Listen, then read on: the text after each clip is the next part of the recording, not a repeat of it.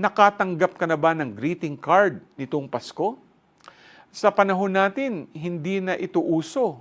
Ang greetings natin ay via chat, message na lang sa social media. Ang greeting card ay isang paraan ng pagpapahayag kung gaano kahalaga sa iyo ang isang tao. Ang nilalaman nito ay ang tunay na saloobin ng nagsulat nito. Katulad ni San Juan Evangelista, nagpakita siya ng kanyang pagmamahal kay Jesus sa pamamagitan ng pagsusulat. Ang kanyang gawa ay isa sa tanda ng pagsaksi sa kabutihan, pagmamahal at pagkalinga ni Jesus para sa ating lahat.